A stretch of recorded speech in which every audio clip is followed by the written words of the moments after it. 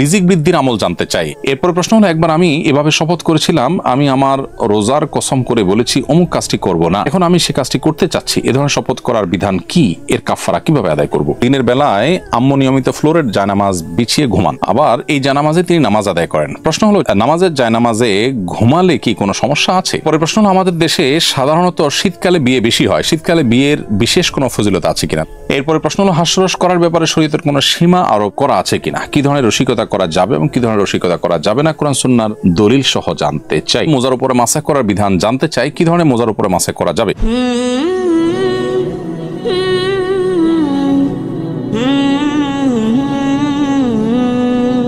রিজিক বৃদ্ধির আমল জানতে চাই। রিজিক বৃদ্ধি বা রিজিক বরকতের, রিজিকের মধ্যে যেন আল্লাহ তাআলা বরকত দান করেন, সেজন্য অনেকগুলো আমল আমরা করতে পারি। এর মধ্যে একটা হলো ঈমান এবং নেক আমল। আল্লাহ তাআলা বলেছেন, যদি কোনো জনপদের লোকেরা ঈমান আনে, তাকওয়া অবলম্বন করে, আল্লাহ তাআলা বলেছেন আসমান থেকেই বরকতের দুয়ার উন্মোচন করবেন। অতএব ঈমান এবং তাকওয়ার চর্চা করা, এটা হলো আমাদের রিজিক বৃদ্ধি এবং রিজিকের বরকতের একটি অন্যতম কারণ। দ্বিতীয়ত হলো ইস্তিগফার করা। সূরা নূহ আল্লাহ রাব্বুল আলামিন নূহ আলাইহিস সালামের জাতিকে নূহ আলাইহিস সালামের ভাষা নির্দেশ করেছেন। তিনি বলেছেন, ফাকুলতুস্তাগফিরু রাব্বাকুম ইন্নাহু কানা গাফফারা, আমি বলেছি আমার জাতিকে তোমরা আল্লাহর কাছে ইস্তিগফার করো, ক্ষমা প্রার্থনা করো, তাহলে কি হবে? আল্লাহ তাআলা বলেছেন তার উপকারিতা বলতে গিয়ে এক পর্যায়ে, ইউমদিদুকুম বিআমওয়ালিন ওয়া বানিন ওয়া জাআল লাকুম জান্নাতিন ওয়া জাআল লাকুম আনহারা, তোমাদেরকে সন্তান এবং সম্পদ দিয়ে আল্লাহ তাআলা ধনী করবেন, সচ্ছল করবেন যদি তোমরা ইস্তিগফার করো।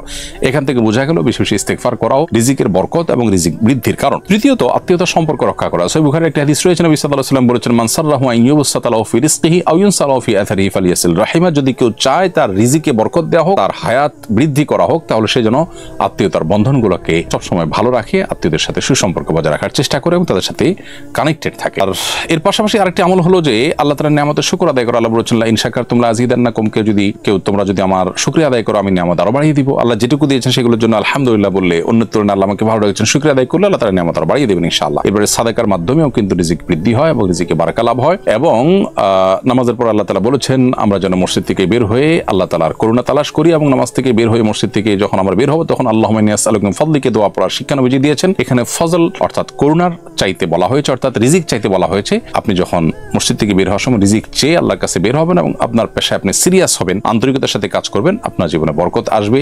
সকালবেলা কাজ শুরু করলেও জীবনে বরকত নেমে আসে। নবী সাল্লাল্লাহু আলাইহি ওয়াসাল্লাম বলেছেন, আল্লাহুম্মা বারিক লি উম্মতি ফি বুকুরিহা, আল্লাহ আমার উম্মতের জন্য সকালের সময়টাতে বরকত দান করুন। এজন্য বরকত লাভের যত মাধ্যম আছে সেগুলো আমরা অবলম্বন করব। বিসমিল্লাহ বলে কোনো কাজ করলে সেখানে আল্লাহ তাআলা বারাকা দিয়ে থাকেন। অতএব রিজিকের বৃদ্ধি বা রিজিকের বরকতের জন্য এই আমলগুলো আমরা করতে পারি কোরআন এবং হাদিসের আলোকে।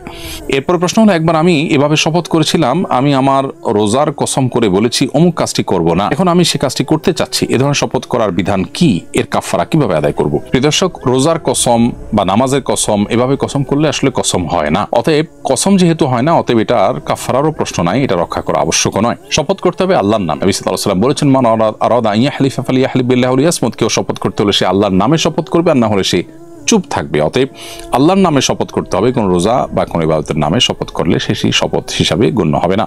দিনের বেলায় আম্মু নিয়মিত ফ্লোরের জায়নামাজ বিছিয়ে ঘুমান, আবার এই জায়নামাজে তিনি নামাজ আদায় করেন। প্রশ্ন হলো, নামাজের জায়নামাজে ঘুমালে কি কোনো সমস্যা আছে? উত্তর হলো না। মুসাল্লা বা জায়নামাজে যে জায়গায় তিনি নামাজ পড়ছেন, যে কাপড় বা যে জানামাজের উপর তিনি নামাজ পড়ছেন, সেটার উপর ঘুমালে কোনো অসুবিধা নেই। পরে প্রশ্ন হলো, আমাদের দেশে সাধারণত শীতকালে বিয়ে বেশি হয়, শীতকালে বিয়ের বিশেষ কোনো ফজিলত আছে কিনা? না দর্শক, শীতকালে বিয়ের কোনো বিশেষ ফজিলত নেই। শীতে, গরমে, বর্ষা কিংবা হেমন্তে যে কোনো মৌসুমে আপনি বিয়ে করতে পারেন। বিয়ের জন্য বিশেষ কোনো মৌসুমের কোনো প্রায়োরিটি কোরআন হাদিসের আলোকে দেওয়া হয়নি। শীতের সময় বিয়ে বেশি হয়, হয়তো বা শীতের সময় আয়োজন করা সহজ হয়, নানা কারণে হয়তো এই সময় বিয়ের আয়োজন করাটা আয়োজকদের জন্য সহজ, সেজন্য তারা করে থাকেন, বা অন্য কোনো কারণ থাকতে পারে। কিন্তু শরিয়া দৃষ্টিকোণ থেকে শীত, গ্রীষ্ম, বর্ষা, হেমন্ত বা বসন্ত কোনো সময়ের মধ্যে আলাদা বিয়ের কোনো ফজিলত উল্লেখ হয়নি। এরপরে প্রশ্ন হলো, হাস্যরস করার ব্যাপারে শরীয়তের কোনো সীমা আরোপ করা আছে কিনা? কি ধরনের রসিকতা করা যাবে এবং কি ধরনের রসিকতা করা যাবে না, কোরআন সুন্নাহর দলিল সহ জানতে চাই। প্রিয় দর্শক, রসিকতা মৌলিকভাবে করা যাবে। মানুষের বেঁচে থাকার জন্য আনন্দ বিনোদনের দরকার আছে, ইসলাম সেটিকে নিষেধ করে না। আমাদের প্রিয় নবী সাল্লাল্লাহু আলাইহি ওয়াসাল্লাম তিনিও কখনো কখনো রসিকতা করতেন, তবে তার রসিকতায় কোনো অসত্য কথা থাকতো না কোনো প্রতারণা। অতএব রসিকতা করতে গিয়ে মিথ্যা বলা যাবে না, রসিকতা করতে গিয়ে প্রতারণা করা যাবে না। নবী সাল্লাল্লাহু আলাইহি ওয়াসাল্লাম একবার এক ব্যক্তিকে বললেন, ইয়াজ আল উজনাইন, অর্থাৎ হে দুই কান বিশিষ্ট, এদিকে আসো। দুই কানধারী ব্যক্তি বলে একজনকে ডেকেছেন, তার তো দুইটা কান ছিলই, তো দুইটা কানই তো সবার থাকে। নবীজি দুই কানধারী ব্যক্তি, হে দুই কানধারী, এটা বলে যে ডেকেছেন, এটা একরকমের রসিকতা।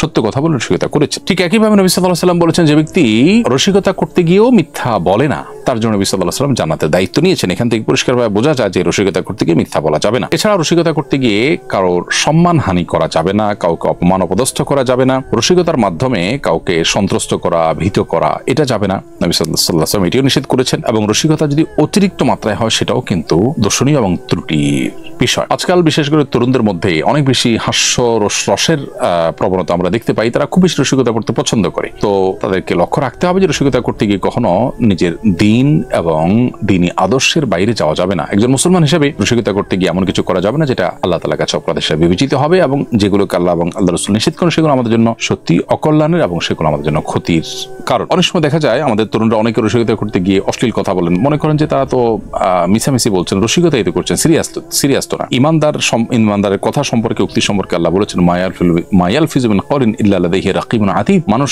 এমন কোন শব্দ উচ্চারণ করে না যেটা আল্লাহর পক্ষ থেকে সংরক্ষণকারী ফেরেশতারা সংরক্ষণ করে না। অতএব মুখ দিয়ে যা উচ্চারণ হবে সেটা খুবই সযত্নে আমাদের হিসেব নিকেশ করে তারপর উচ্চারণ করা উচিত, যাতে করে আল্লাহ তাআলার কাছে তার জন্য কোনো প্রকার দায়ী আমাদের হতে না হয়। মোজার উপরে মাসা করার বিধান জানতে চাই, কি ধরনের মোজার উপরে মাসা করা যাবে, একবার মোজা পরে কতদিন মাসা করা যাবে? এর উত্তর হলো যে মোজার উপরে মাসা করার এই বিধানটি আহলুস সুন্নাহ জামাতের একটি আলামত।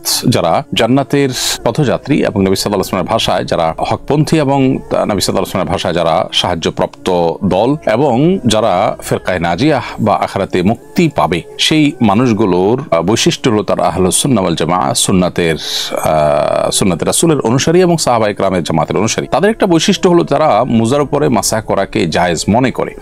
অর্থাৎ একজন মানুষ পূর্ণাঙ্গ ওযু করার পর, যে ওযুতে হাত মুখ ধুয়েছেন, পাও ধুয়েছেন, মাথা মাসা করেছেন, পূর্ণাঙ্গ ওযু হয়েছে, ওযু অবস্থায় তিনি যদি মোজা পরেন এবং সেটা পরে তিনি যদি 24 ঘন্টা পর্যন্ত এটা পরিধান করা অবস্থা থাকেন, না খুলেন, তাহলে এর মধ্যে যতবার তিনি ওযু করবেন, পাও ধোয়ার জায়গায় পাও না ধুয়ে ভিজা হাত পায়ের উপরে মোজার উপরে মাসাহ করে নিলেই হবে। উপরের অংশে শুধু একটু টেনে নিলেই চলবে, দুই পায়ে দুইবার দুই হাত দিয়ে। তো এইভাবে যদি আমরা মাসাহ করি তাহলে ইনশাআল্লাহ মোজার উপরে মাসাহ করা হয়ে যাবে। কিন্তু এই মোজাটি ফুকাহে হানাফির মতে চামড়ার মোজা হতে হবে, অথবা কাপড়ের মোজা হলে এমন কাপড়ের মোজা হতে পারে যেটা চামড়ার মোজার মতোই পারপাস সার্ভ করে, যেটা পরে 3 মাইল পর্যন্ত হাঁটা যায়, বহুদূর পর্যন্ত হাঁটা যায়। অথবা এবং সেই সাথে মোজার উপরে যেরকম চামড়া মোজার উপরে পানি দিলে যেরকম পায়ে লাগে না, এই মোজার উপরে পানি দিলে এটা পায়ে লাগবে না।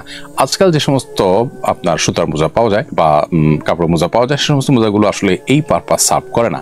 এই জন্য ফুকাহে হানাফির মতে এই মোজার উপর মাসা করা চলবে না। যদি এ সম্পর্কে সৌদি আরব উলামায়ে কেরাম বা হাম্বলী মাযহাবের উলামায়ে কেরাম তাদের মত ভিন্ন, তারা মনে করেন যে এই মোজাগুলোর উপরে মাসা করা চলবে। আর মাসাটা আমরা যখন নিজ ঠিকানায় থাকবো তখন 24 ঘন্টা পর্যন্ত আমরা মাসা করতে পারবো, আর যদি সফরে থাকি তাহলে 3 দিন 3 রাত পর্যন্ত মাসা করা যাবে। এবং এটা শীত গরম সব মৌসুমে করা যাবে এবং মাসা করার কারণে কোনো সওয়াবের কমতি হবে না। অতএব পবিত্র অবস্থায় মোজা পরার পর আমরা এই মাসা করার সুবিধাটা পাবো, এবং এটার মেয়াদ শেষ হয়ে গেলে আবার মোজা খুলে পূর্ণাঙ্গ ওযু করে আবার আমরা চাইলে মোজা পরে তার উপরে যতবার ওযু করবো মাসা করে নিলে চলবে পায়ে ধোয়ার পরিবর্তে।